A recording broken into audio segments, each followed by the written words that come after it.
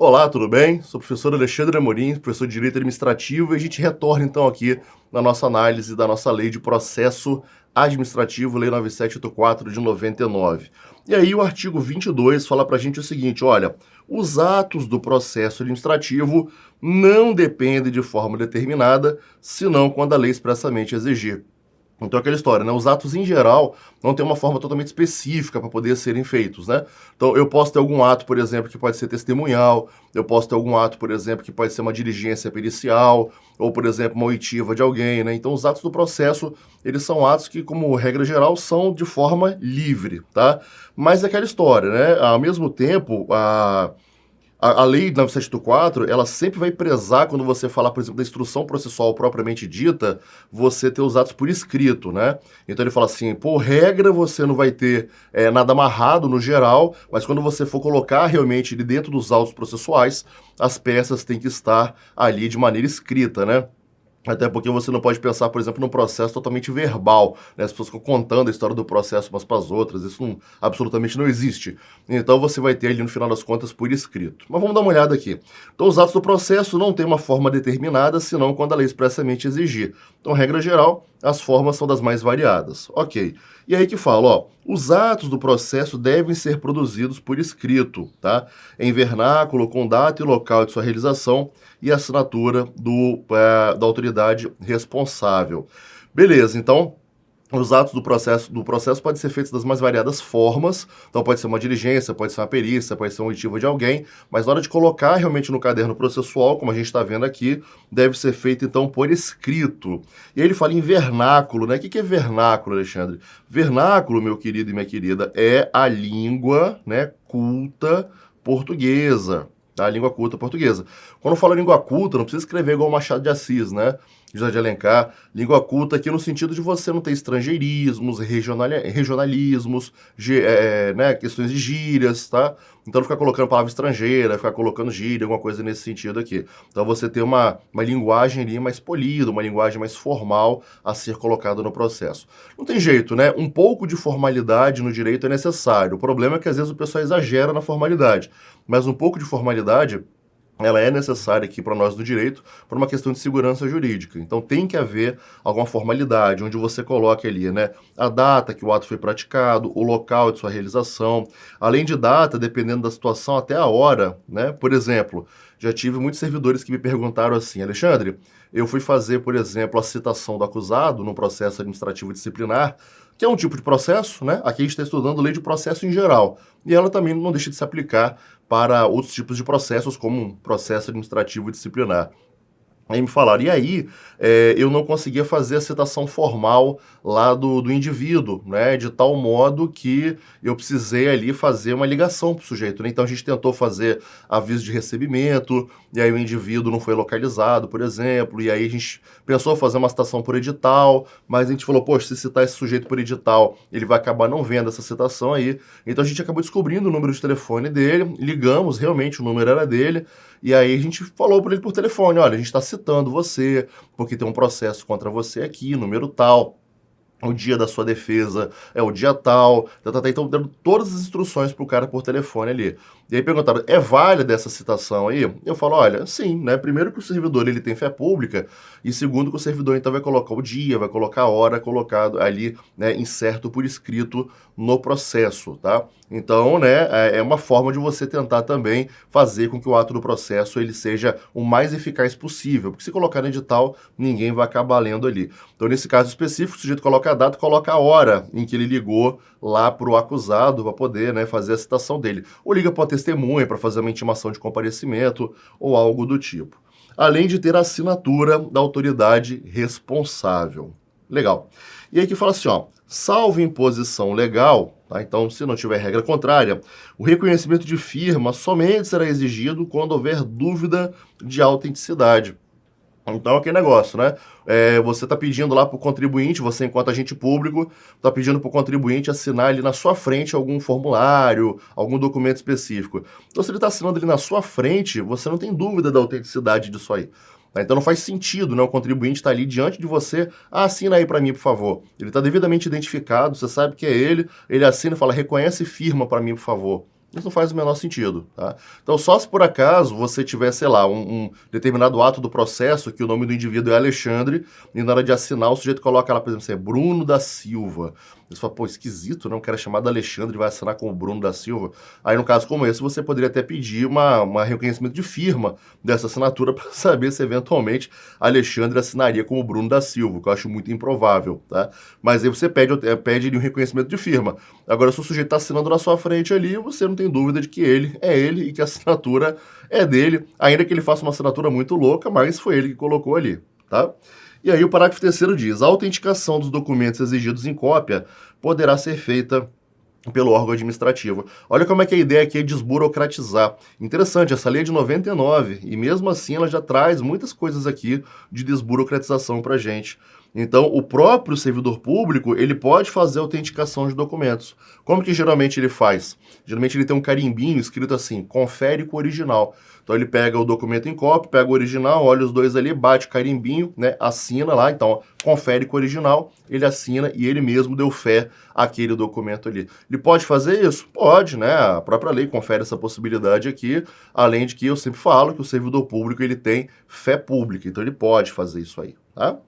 Aqui fala o parágrafo 4º, uma coisa simples, porém, infelizmente, muito desrespeitada na prática e dá problema. O processo deverá ter suas páginas numeradas sequencialmente e rubricadas. Eu vejo que é uma obrigação, né? É um deverá. Então, quando você fala deverá aqui, isso aqui é uma obrigação, tá? E aí, eu como advogado, por exemplo, eu vejo muito problema disso aqui. Então, você pega um processo de alguém para você analisar, aí tá lá, por exemplo, assim, né? Página 134, né? 135, 136, 142, 143. Você fala, ô, peraí, né? Desses 136 para 142 aqui, tem a 137, a 138, a 139, cadê essas folhas aqui? Por que essa numeração pulou? Então, essa forma, inclusive, de você contestar até mesmo a legitimidade do caderno processual que você está analisando ali. Então, é muito sério. E tem servidor que não sabe numerar, não. Então, o mais aconselhado, por exemplo, é você numerar assim, né? A primeira página você coloca a página 1, aí o verso você coloca 1-V, de dizer que é um verso. Aí 2 verso, 3 verso, 4 verso. Por que é bom você numerar o verso? Porque às vezes aquilo que está sendo colocado no processo, ele vai da página 3 até a página 5, verso. E aí, se essa página 5, por exemplo, o verso está em branco, alguém espertinho poderia pegar essa folha, passar na impressora e colocar algum conteúdo ali adicional, porque está na página 5. Né? Então, se você não indica que é até a 5 verso, se for o caso, ou até a página 7 verso, você pode ter algum engraçadinho que coloca alguma coisa ali atrás, escreva algo ali, não sei, e aí queria dizer, não, mas era até a página 7. Isso aqui tá na página 7, porque você não numerava os versos. Então, assim, tem que ter malandragem, tá? Serviço público, você não pode ter amadorismo nele, não, tá bom? Então, legal você ficar de olho em relação a isso aqui, tá? O que na prova você tem que tomar cuidado? Com esses nãos, né? Com esses deverás, com esse salvo em posição legal, né? Se não, quando a lei expressamente exigir. Então, toma cuidado com isso aqui, ok? Vamos adiante aqui. Diz o artigo 23 que os atos do processo devem realizar-se em dias úteis. Olha que legal, tá? Então exclui os inúteis, né, Alexandre? Exclui os inúteis, tá? Só em dias úteis, tá bom? No horário normal de funcionamento da repartição, na qual tramitar o processo. Cuidado quando ele fala atos do processo, ele está falando de uma maneira mais abrangente do que efetivamente inserir coisas no caderno processual, tá? Que foi até o que a gente viu no slide anterior. No slide anterior, ele falava assim, os atos do processo, como regra, têm forma livre, salvo quando a lei exigir uma forma específica. Agora, é claro, quando eu vou inserir algo no caderno processual ali, né, nos autos do processo ali, aquilo que você pega na mão e sai folheando, obviamente tem que estar escrito, né? Não existe um processo verbal. E aí ele fala aqui de maneira, ele está falando agora do geral, dos atos do processo. Ele não está falando só do que está dentro do caderno processual. Ele está falando aqui dos atos do processo como um todo. Então, por exemplo, uma diligência que alguém, né, o servidor vai até, sei lá, um determinado lugar para poder ver o que está acontecendo, ou a oitiva de uma testemunha, por exemplo, ou a oitiva do próprio acusado, né, a reunião de uma determinada comissão, tá? Então, tudo isso tem que ser feito no horário normal de funcionamento da repartição onde tramita o processo, tá? Então, a repartição pública ela funciona das 8 às 18, então, de segunda a sexta. Então, os atos do processo vão se impulsionar só das 8 às 18, de segunda a sexta, bom? E o parágrafo único fala, olha, serão concluídos depois do horário normal os atos já iniciados cujo adiamento prejudique o curso regular do procedimento ou então cause dano ao interessado à administração. Então, exemplo, vamos dizer que nós estamos, eu sou servidor e eu estou analisando um determinado processo que fala de um problema num determinado lugar específico, sei lá, no frigorífico lá. Vamos dizer que é um processo de vigilância sanitária. E aí eu vou lá ver esse frigorífico, eu vou fazer uma diligência. O frigorífico fica no meu município, eu pego o carro da prefeitura, por exemplo, e vou lá verificar esse frigorífico lá. E aí a minha repartição, ela funciona das 8 às 18, por exemplo. E eu vou nesse frigorífico, sei lá, às 16h30 eu chego lá. E eu começo a fazer algumas inspeções e vou descobrindo algumas coisas. E aí, quando dá 18 horas, eu ainda tô no meio da diligência ali. E eu percebo que se eu parar ali às 18 para continuar, por exemplo, no outro dia, eu, às vezes, vou ter problemas. Sei lá, o sujeito está sendo investigado pode, né, arrumar os problemas que estavam sendo descobertos ali, pode, sei lá, coagir alguém, uma testemunha, pode apagar alguma evidência, por exemplo. E aí, o que eu faço? Se eu estou ali às 18 horas e percebo que se eu parar é pior, eu continuo. Então eu continuo até às 19, 19h30, 20 horas. Claro, eu não vou até às 3 da manhã, pelo menos não como regra, pode até acontecer, né? Mas eu vou ali estender a diligência mais um pouco se for necessário, tá? É isso que dá a ideia desse parágrafo único aqui, tá bom? Se você tiver prejuízo. Agora, claro, se for uma coisa que não causa prejuízo, por exemplo, termina às 18, chega no outro dia às 8 horas da manhã, ou 9 horas que seja, o horário de repartição, e continua trabalhando ali de onde você parou normalmente. Ok? Vamos lá, então. Diz aqui o artigo 24 que se não tiver uma disposição específica, os atos do órgão ou da autoridade responsável pelo processo e dos administrados que dele participem têm que ser praticados no prazo de 5 dias, salvo motivo de força maior. O que esse artigo 24, na verdade, ele quer dizer pra gente é o seguinte, olha, você repara que a lei, em vários momentos, ela coloca prazinho para as coisas acontecerem, né? Então, os atos do processo têm que acontecer no horário normal de expediente. Tal coisa tem que ser feita, sei lá, no prazo de 10 dias, tal coisa tem que ser feita no prazo de 20 dias, tal coisa tem que ser feita no prazo de tantos dias. Então, geralmente, as coisas aqui têm prazos já definidos pela própria Lei 9784. Mas como ela é uma lei que ela trata de processos em geral, ela se aplica a vários tipos de processos administrativos, aqui esse artigo 24 te trouxe um prazo coringa. Tá? Então, por exemplo, eu estou diante de uma determinada situação que eu preciso atribuir um prazo para alguém fazer alguma coisa e não tem uma previsão específica desse prazo na lei. Tá? Alexandre, o camarada, por exemplo, ele pediu um prazo para poder juntar mais um documento que ele esqueceu e que é um documento muito importante. E aí não tem, por exemplo, aqui na lei que diga isso, complementação de documentos, qual o prazo que eu dou pro cara, né, para poder ele juntar esses documentos que estão faltando aqui, por exemplo. Não tem esse prazo específico aqui na lei. Então, esse eu uso o prazo coringa, que é esse prazo do artigo 24, que é de 5 dias, tá? Então, na inexistência de um prazo específico para aquele ato do processo ali que você está lidando, você vai lá e utiliza esse prazo de 5 dias, que é um prazo residual, é um prazo coringa.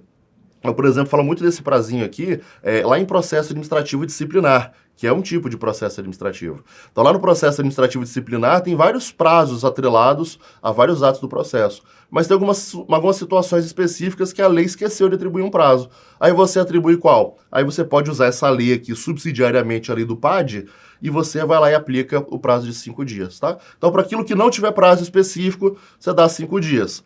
Salvo motivo de força maior, aí você pode dar um prazo maior. Tá? Então, via de regra 5, mas você pode estender para 10, que às vezes teve algum problema ali específico, tá? Mas, via de regra, se não tiver prazo sobre determinada situação, você vai lá e aplica o prazinho de 5 dias, ok? Aqui fala que esse prazo pode ser dilatado até o dobro, né? Como eu disse, mediante comprovada justificação. Então, o prazo de 5, você vai lá e dá até 10 para o sujeito. Dependendo da situação, né? Então, o indivíduo ele tinha que te entregar, sei lá, uma determinada mercadoria. E aí você fala assim, cadê que você não me entregou hoje, né? Ele fala, deu um enchente aqui na região e tal, me dá mais uns dias aí. Fala, então te dou mais 5 dias, porque teve uma enchente na sua região, você está com um problema de chegar até aqui. É uma possibilidade, ok? Vamos lá. Diz o artigo 25 que os atos do processo devem realizar-se preferencialmente na sede do ôrgão, dando ciência ao interessado se outro for o local da repartição. Então, que legal. Os atos do processo preferencialmente se dão na sede do órgão, mas pode acontecer de eu ter um ato que acontece em outro lugar. O exemplo do frigorífico é um exemplo interessante disso aqui. Então, como regra, o processo se desenrola lá no seio da administração de onde eu trabalho, mas pode acontecer de eu precisar fazer uma diligência, de eu ir para algum lugar, verificar alguma coisa especificamente. E se eu for fazer isso, aí eu vou cientificar o interessado. Então, por exemplo, se eu vou lá fazer uma verificação de rotina no frigorífico do cara, eu aviso ele antes, ó, vou aí fazer uma inspeção e tal. Claro, tem alguns casos que eu não vou cientificar o sujeito, né? Exemplo, estou recebendo denúncia que o cara tem 2 tipos de carne lá, né? A carne sem procedência, que ele matou no meio do mato aí o boi, e a outra com procedência, com selo da Anvisa e tudo mais, da Vigilância Sanitária e tudo mais. Aí eu não vou avisar pro sujeito, ó, tá indo aí ver as carnes que você tem, ele esconde as outras. Então, assim, tirando esses casos assim, né, o normal é que o científico fique interessado. Outro exemplo, como eu disse, processo administrativo disciplinar, que não deixa de ser um tipo de processo. Quando eu vou fazer uma diligência em outro lugar, eu tenho que avisar o interessado. Então, por exemplo, eu tenho um servidor que está sendo acusado de ter batido o veículo e causado um dano. E aí esse veículo, né, é um veículo público e está lá na oficina. Então, eu estou lá movendo processo administrativo disciplinar contra esse servidor que moveu o carro e eu quero saber como é que foi o estrago do carro. Então, como é que eu vou saber o estrago desse carro? Pode ter foto no processo, mas eu posso, além das fotos, querer ir lá na oficina ver como é que está esse carro lá, fazer uma vistoria minha. Posso fazer, mas se eu for lá, eu tenho que avisar para o acusado. Olha, acusado, eu vou no dia tal, tal hora, tal lugar, né, fazer vistoria nesse carro assim, sensato, se você quiser, está livre para você ir lá me acompanhar. Então, sempre tem que dar ciência para o interessado dos atos do processo, se outro for o local da realização desses atos aí. Bom? E vamos lá. Diz o artigo 26 o seguinte, ó, o órgão competente perante o qual tramita o processo administrativo determinará a intimação do interessado para a ciência de decisão ou efetivação de diligências. Então, aquela história. Eu como, né, como autoridade lá processante, eu dei uma decisão nos autos do processo. Dei essa decisão, eu tenho que fazer a intimação lá do interessado para ele saber da decisão que eu dei e ir lá ver o que eu decidi, né, ler a minha decisão. Eu vou fazer uma diligência, tá? Como, por exemplo, ir lá na oficina ver o carro batido, tá bom? Então, mesma coisa, tem que fazer a intimação também lá do sujeito, tá? Do indivíduo interessado. O que essa intimação tem que conter aqui? Essa intimação tem alguns elementos importantes. Primeiro, identificação do intimado e nome do órgão ou entidade. Então, quem que eu estou intimando?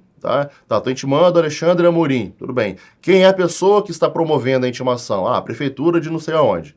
Então, a prefeitura de não sei de onde vem por meio deste intimar você, Alexandre Amorim, etc e tal. Tá? Além disso, finalidade da intimação. Estou te intimando para conhecer da decisão exarada no bojo do processo número tal, de folhas tais a tais. Tá? Data, hora e local em que deve comparecer. Se for caso de comparecimento, data, local e hora. Então, estou indo fazer a diligência do veículo que está na oficina, né, no local tal. Eu vou no dia e hora tal. Então, se você quiser comparecer, esteja lá neste mesmo dia, hora e local. Bem, o intimado tem que comparecer pessoalmente, ele pode se fazer representar. Você pode dizer isso lá. Você está sendo intimado para poder apresentar sua defesa, participar ali da audiência, pode ser pessoalmente, ou se você quiser, pode ser por intermédio de um representante. Então, você pode constituir um advogado se você quiser para isso. Na intimação tem que constar isso. Informação da continuidade do processo independentemente do seu comparecimento. Isso aqui é avisado o sujeito da tal da revelia. Alexandre, o que é revelia? Revelia quando o indivíduo acusado ele foi devidamente intimado, ele foi devidamente citado do que está rolando no processo. Então ele é chamado para poder prestar uma informação, apresentar uma defesa, se manifestar de algum jeito, e ele, por vontade própria, ignora, deixa o barco rolar. Bem, se ele deixa o barco rolar, qual que é o efeito da revelia? O efeito da revelia é que para os demais atos do processo, então ele não vai ser comunicado mais, porque ele já sabe que está rolando o processo contra ele, tá? E vamos continuar as averiguações sem a presença dele, porque ele escolheu não comparecer, o problema é dele, tá? E depois, mais à frente, ele pode decidir participar do processo? Pode. Só que aí ele vai pegar o processo no estado em que se encontrar e não pode fazer manifestações retroativas. Então, logo no início do processo, a comissão, por exemplo, processante, fez uma acusação contra o indivíduo lá acusado. Olha, acusado, você está sendo acusado disso, daquilo, né? Apresente sua defesa. Aí ele fala assim, eu quero mais é que se dane. Vou apresentar droga nenhuma, não. Deixa o barco rolar. Bem, ele faz isso e aí, né, o processo continua. Daí, 3 meses depois, ele fala, rapaz, sabe de uma coisa? Vou lá ver o que está rolando nesse processo, que agora eu estou curioso. Quando ele chega lá, é a hora, por exemplo, dele apresentar uma outra manifestação. Por exemplo, uma alegação final, que é já no finzinho do processo.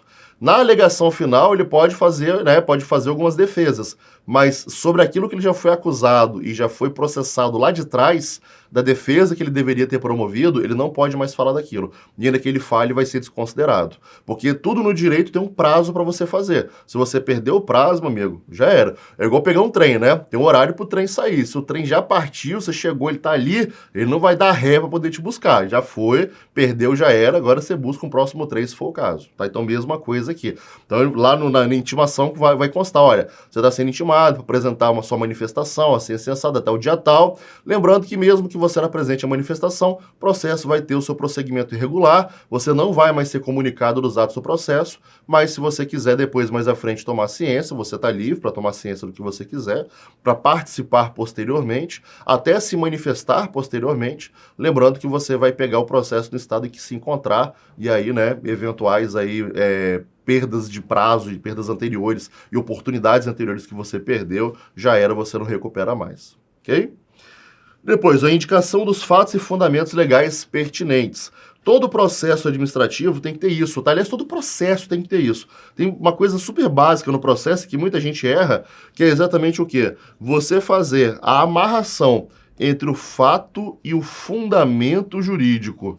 A gente dá a isso o nome de subsunção. Não precisa saber esse nome não, tá? Mas subsunção. Subsunção é a adequação do fato à norma. A norma, no caso, é o fundamento jurídico. Então, esse fato e esse fundamento jurídico, eles têm que ter uma ligação, tá? Eles têm que estar, digamos assim, amarrados, tá? Amarrados, que é, como eu disse lá, a tal da subsunção. Subsunção é a adequação do fato ao fundamento, do fato à norma, né? O fundamento jurídico está na lei, tá? No que a gente chama de norma. Então, por exemplo, né, a norma fala o seguinte, olha, aquele indivíduo que vier cometer um peculato furto, né, aliás, peculato furto não que é direito penal, aquele indivíduo que vier a retirar da repartição pública, tá, retirar da repartição algum, né, objeto, tá, algum objeto sem autorização da chefia imediata, está cometendo uma infração administrativa. Então, isso está lá no artigo, sei lá, né, XX da lei tal específica lá. Então, a lei fala, quem retirar da repartição algum tipo de objeto sem anuência da chefia imediata, está cometendo uma infração administrativa. Tudo bem, então isso está lá previsto na norma para qualquer pessoa. E aí, acontece um fato nesse sentido. Acontece um fato em que, por exemplo, o Zé das Couve, tá? O Zezinho lá, ele fez o quê? Ele levou, sem autorização da chefia imediata, levou para casa lá, sei lá, né, o notebook da repartição pública, tá? Levou para casa o notebook. Bem, a lei fala que quem retira um objeto da repartição sem autorização da chefia está cometendo uma infração administrativa. Bem, qual foi o fato que aconteceu na prática? Aconteceu isso, não foi? Teve um servidor chamado José, que ele levou um objeto, que é o notebook, sem autorização da chefia. Então, eu posso acusar o José dessa infração administrativa aqui? Posso acusar sim. Eu estou tendo uma amarração perfeita entre o fato ocorrido e o que a norma fala aqui. Então, na intimação, eu sou obrigado a dizer isso, tá? Sou obrigado a fazer constar isso aqui. Qual que é o grande problema? O grande problema é que muitas vezes, né, nos processos, você vê que a narrativa do fato é uma narrativa bem feita, mas o pessoal esquece ou faz muito mal feito isso aqui, a fundamentação jurídica, tá? E aí o advogado deita e rola em cima dessa nulidade do processo aí, bom? Bem, aqui fala, né, que a intimação observará a antecedência mínima de 3 dias úteis. Olha que legal. Então, aqui tem um prazinho específico quanto à data de comparecimento. Então, por exemplo, vou intimar uma testemunha para ela ser ouvida lá no processo administrativo. Eu tenho que intimar com pelo menos 3 dias úteis de antecedência lá do dia da sessão de oitiva dela. Eu não posso intimar a testemunha, por exemplo, hoje, 18 horas, para amanhã, às 9 da manhã, ela ser ouvida lá na repartição. Não tem como fazer isso. Então, tem que ter pelo menos 3 dias úteis da data lá, da sessão em si, para poder intimar esse indivíduo aqui, tá bom? Para não pegar completamente de surpresa aí, bom? Aqui fala que a intimação pode ser efetuada por ciência no processo, por via postal com de recebimento, por telegrama. Lembre que a lei é uma lei antiga, essa lei é de 99, então ela foi pensada lá na década de 90, no iniciozinho, ou outro meio que assegure a certeza da ciência do interessado. Então, olha que interessante aqui, né? Como que eu posso fazer a intimação de alguém? Por ciência no processo. É a melhor forma, inclusive, tá? Às vezes eu já estou com o acusado ou com a testemunha, algum interessado do processo ali na minha frente, fazendo um ato, uma diligência processual, e aí a gente já dali já marcou uma outra que vai ter que ter. Então, se dali a gente já sabe que vai ter uma outra com dia, local e hora, eu já dou ciência pro sujeito ali no processo mesmo. Então, termina a reunião, falo, gente, terminada a reunião de hoje aqui, a nossa sessão, eu já estou convocando vocês todos aqui que a gente vai ter que fazer uma nova diligência, uma nova sessão aqui, no dia tal, local tal, na hora tal. Então, por favor, assina aqui que você está ciente. Aí o acusado assina na minha frente, fica com a cópia lá do papelzinho, dizendo qual que é o dia, local e hora. É a melhor forma de intimação, que o cara tá na tua frente, ele assinou, pegou cópia, não tem nem como dizer que ele não sabia, porque ele tava ali, cara a cara contigo. Agora, às vezes, muitas vezes é aviso postal, né? É via postal com aviso de recebimento, que é o famoso AR, aviso de recebimento. E aí você vai lá, intima o sujeito, quando o aviso de recebimento volta e você coloca nos autos, a partir da juntada aos autos do aviso de do aviso de recebimento cumprido, começa a contar o prazo. Tá? Então eu vou citar o sujeito, vou intimar o sujeito mora, sei lá, em outro lugar. Eu mando lá a intimação para ele com aviso de recebimento, ele recebe, assina lá, os Correios devolvem para mim. Quando os Correios devolvem para mim e eu junto no processo, aí a partir dali começa a contar o prazo, né, processual específico de lá.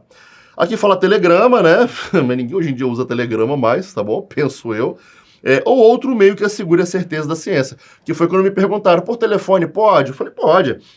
Aí perguntaram, por e-mail, por WhatsApp, pode? Falaram, pode, mas tem que tomar alguns cuidados, tá? E-mail, por exemplo, você tem que pedir uma confirmação da pessoa, porque tem muito e-mail que se perde, tá? Então você manda e-mail e pede para a pessoa te confirmar. Então, confirmou, pega ali, imprime, juntou nos autos, da juntada dos autos começa a contar o prazo. WhatsApp, pode? Pode, mas veja se tem a foto da pessoa no WhatsApp, se o número realmente é dela, né? Mande a mensagem, pergunte para ela se identificar se de fato é ela, que aqui, né, detentora daquele número mesmo ali, tá? Peça para ela dar um ciente para você, tá? Então, assim, não adianta você mandar para a pessoa uma mensagem no número que você achou, às vezes aquele número não é mais dela, às vezes aquele celular tá desativado, não tem mais WhatsApp, então peça para ela te dar algum tipo de ok. Eu brinco, nem que seja o emoji do joinha, que o pessoal odeia, tá? Mas de preferência escrever assim, ciente, ok, alguma coisa assim.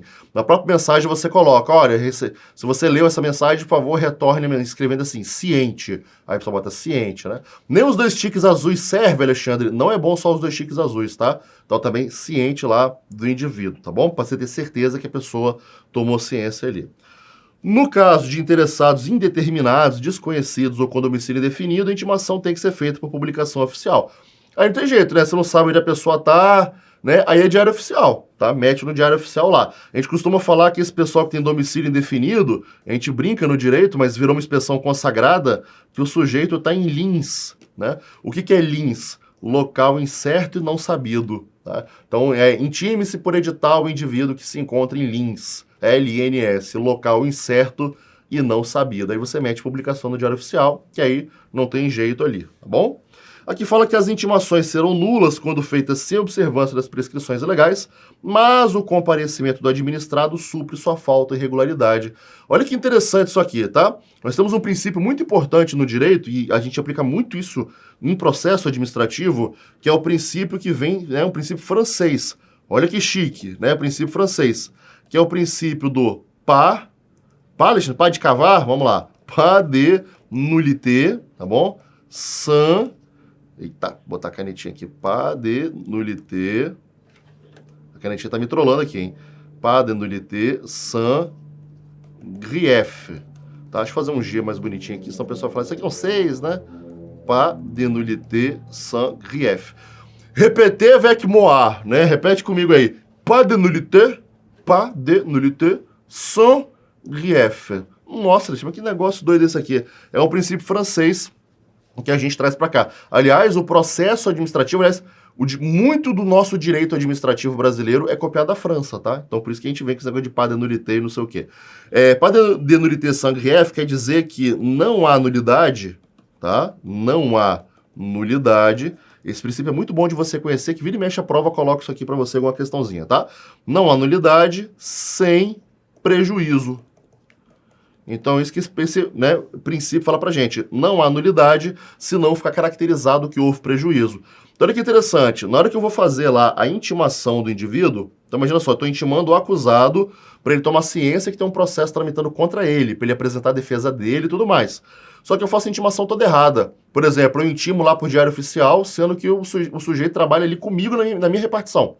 Então, se o sujeito trabalha ali comigo na minha repartição, eu sei onde ele está, Eu não vou fazer intimação por diário oficial, percebeu? Eu faço a intimação pessoal dele. No máximo, o aviso de recebimento. Mas se eu tô com ele ali no meu trabalho, eu peço, né, pro sujeito tomar ciência e escrever ali a próprio punho e acabou, tá? Então, se eu vou lá, né, sei onde o sujeito tá, ele trabalha ali na repartição, e eu faço a intimação dele pro diário oficial, já para tentar sacanear, ninguém lê diário oficial, ele não vai nem ficar sabendo, tá? Se eu faço isso, eu tô trazendo prejuízo para esse sujeito. Então, imagina só, o processo começou a rolar aqui, tá? O processo começou a tramitar aqui o iniciozinho dele. Aí chega aqui, por exemplo, eu vou lá e faço a intimação. Só que eu fiz a intimação na sacanagem, né? Eu fiz a intimação, por exemplo, lá no Diário Oficial, para poder o sujeito não ficar sabendo que ele está sendo intimado, para ele não saber que tem um processo contra ele. Na hora que eu faço a intimação por Diário Oficial ali, na sacanagem, tá? Isso aqui é nulo, tá? Porque se eu sei onde ele está, eu não posso intimar ele por Diário Oficial. Lembra, a lei falou que eu faço, né, incitação por Diário Oficial só no caso de interessados indeterminados, desconhecidos, ou com domicílio indefinido. Mas se eu sei onde ele trabalha, eu não posso fazer essa publicação por diário oficial. Então, a partir daqui, quando eu fiz essa intimação indevida, todos os atos do processo daqui para frente são nulos. Tudo aqui é nulo. Alexandre, se eu faço uma intimação errada, tudo é nulo? Meu amigo, bota a coisa na sua cabeça. Quando você fala de comunicação processual do acusado, isso é sagrado. Contraditório e ampla defesa é sagrado em qualquer processo. Administrativo, judicial, o que você quiser. Sagrado, sagrado. Então, citei o cara errado, endereço errado. Eu tinha endereço certo dele, mas por engano eu citei errado. Aí ele não respondeu, achei que ele não quis responder, revelia, toquei o processo. Lá no final do processo ele ficou sabendo por alguém. Aí chega lá e fala, gente, eu não fui citado não, hein? Aí você fala, não, foi sim, ó, tá aqui o seu endereço, que você foi citado. Aí ele fala assim, não, mas meu endereço não é mais esse, já atualizei no cadastro de vocês. Aí você olha, realmente, o cara atualizou no cadastro. E a gente mandou pro endereço desatualizado dele por falha nossa. O que acontece? Tudo isso aqui é nulo. Tem que desfazer tudo. Tem que jogar tudo fora. Você retroage o processo até essa data aqui. Aí você vai ter que intimar ele de novo, de maneira certa. Você pode até intimar ele na hora, aproveitar que ele já tá ali, intimar ele. E fazer tudo de novo no processo, tá? Alexandre, trabalheira, né?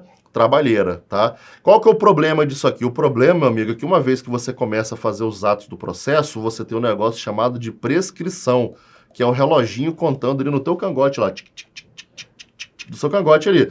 Então, na hora que você volta esses atos para fazer tudo de novo, o tempo não volta, meu amigo. Essa contagem não volta de tempo, o tempo continua rolando. Então, você vai ter que fazer 2 vezes algo no tempo de 1. E aí, é muito provável que você possa acabar se deparando depois com uma prescrição e não possa mais punir o indivíduo. Por isso que fazer, né, a citação de maneira certa, a intimação de maneira certa, é algo sagrado que você não pode errar. Bom, estou dando um exemplo aqui. Agora, o que acontece? Às vezes eu faço a intimação do cara toda errada pro diário oficial, alguém lê o diário oficial e comunica a ele. Fala, rapaz, ó, te intimaram lá pro diário oficial, vai rolar lá uma audiência ali, né? E você tem que apresentar uma defesa lá. Então, assim, dá uma olhada aqui. Então, alguém ficou sabendo e comenta com o acusado. E o acusado fala assim, rapaz, por via das dúvidas, vou lá fazer minha defesa direitinho e nesse dia, nessa hora, nesse local, vou lá comparecer. Aí ele comparece no local, comparece lá no dia da audiência, no dia, a hora, o local certinho, esse acusado. E o acusado fala, olha, vocês me intimaram lá, vocês me citaram pro diário oficial, tá errado, tá? Mas, por sorte, alguém me avisou e eu compareci aqui. Aí o cara fala, rapaz, é verdade, incitamos você errado, mas que bom que você apareceu. Bem, já que você apareceu, processo tramita normal. Verdade. Se a pessoa aparecer ali, beleza, o processo tramita normal, que mesmo fazendo errado, acabou que deu certo. Então, não houve prejuízo. Então, se não houve prejuízo, não há nulidade, tá? Então, se você faz, por exemplo, uma citação errada do acusado, torça para que ele, né, por sorte, apareça. Tá? Porque se ele por acaso não aparecer, depois lá na frente ele argumentar que o negócio é nulo, realmente ele tem razão, ok? Vamos lá então. Então, muito cuidado com esse princípio do padem nullité sangue ref. O artigo 27 fala que o desatendimento da intimação não importa o reconhecimento da verdade dos fatos, nem a renúncia do direito pelo administrado, tá? E no prosseguimento do processo ele vai ter ampla defesa ali, contraditório garantido. Essa aqui é a tal da revelia, tá? Esse artigo 27 é o que fala pra gente da tal da revelia. Então, como eu disse, revelia é quando o indivíduo ele é devidamente intimado, ele é devidamente citado, mas ele resolve, ele escolhe se abster de fazer. Não quero nem participar disso não. Que se dane, o que der lá deu, o que não der já era, tá? Então, o fato dessa pessoa não apresentar a versão dela não quer dizer que, uma vez que ela se cala, ela está concordando com as acusações. Simplesmente ela não está fazendo nada. Pode até mesmo acontecer, imagina só, a comissão está processando o sujeito, aí fala para ele oferecer lá a defesa dele, tá, das acusações A, B e C, e ele fala, não vou nem fazer nada não, deixa passar. E aí o processo continua sem ele. E aí a própria comissão, nas suas diligências, percebe que A, B e C realmente não foram muito bem assim que aconteceram. Que, de fato, o indivíduo não era acusado, não deveria ter sido acusado daquilo ali. As acusações eram infundadas. Então, pode acontecer desse indivíduo, por uma sorte do destino, ele ser absolvido das acusações contra ele, mesmo que ele não tenha apresentado defesa. Tá? Porque a comissão, ela não está lá, por exemplo, ou seja, quem for, a pessoa que julga um processo, ela não está lá para punir alguém, ela está lá para descobrir a verdade. Se essa verdade consistir em ter que punir alguém, a gente pune. Mas punir ou absolver é consequência da descoberta da verdade. Então, pode acontecer da comissão ali, ou da autoridade processante, descobrir a verdade e perceber, né, que a decisão tem que ser favorável a quem está sendo acusado ali, por exemplo. Tá? Por uma sorte. Agora, não é bom contar com a sorte. Uma vez que o sujeito é acusado de um processo e é chamado para se defender, o interessante é que ele vá apresentar a defesa dele ali, tá bom? Que pode acontecer dele ser até absolvido, mas aí não é bom contar com essa sorte não, porque no mais das vezes não é assim que acontece, ele acaba sendo condenado, tá? E o artigo 28 vai nos dizer que devem ser objeto de intimação todos os atos do processo que resultem para o interessado em imposição de deveres, ônus, sanções, restrições de direitos e atividades e os atos de outra natureza de seu interesse. Então, o que o artigo 28 quer dizer para a gente é o seguinte, tudo que for, né, de interesse lá da pessoa que está no processo, ou tudo que colocá-lo numa posição de desvantagem, né, então se você dá uma obrigação para esse cara, se você está dando uma penalidade para esse sujeito, se você está impondo a ele o encargo de ter que fazer alguma coisa, então tudo que você, digamos assim, coloca ele em desvantagem, esse interessado do processo, seja um interessado normal, seja um acusado de um processo, você tem que intimar. Tá, tudo que acontecer, você tem que intimar. Então, por exemplo, você vai fazer ali a oitiva de uma testemunha. Você, enquanto comissão processante, como autoridade julgadora de um processo, você vai ouvir uma testemunha. Se você vai ouvir testemunha, você tem que avisar lá pro acusado que naquele dia, naquele local, naquela hora, a autoridade lá, julgadora, vai ouvir aquela testemunha. Aí já ouviu a testemunha. Tempo depois, pensando no que a testemunha falou, me surgem algumas dúvidas. Olha, pensando bem o que aquele cara falou, tem umas partes que não batem muito bem, não. Deixa eu reinquirir essa testemunha. Então, se eu for reinquirir a testemunha, eu tenho que avisar para acusar de novo. Ó, acusado, acaba que eu vou reinquirir a testemunha, tá? Vou perguntar para ela de novo as coisas que eu já perguntei. Só que de um jeito um pouco diferente aqui, porque surgiram algumas dúvidas. Então, eu estou intimando você para você tomar conhecimento de que nesse dia, nesse local e nessa hora, eu vou fazer isso aí. Tá? Então, tudo que for de interesse dele, o processo administrativo tem que avisar esse interessado, tem que avisar esse acusado de tudo que for de interesse dele. Ok? Bem, eu vou deixar então você dar uma organizada nas suas anotações aqui, vamos cortar um pouquinho esse bloco para não ficar muito gigante, e eu te vejo daqui a 3 minutinhos. Eu sou o professor Alexandre Amorim, te espero daqui a pouco, logo mais. Um forte abraço e tchau, tchau.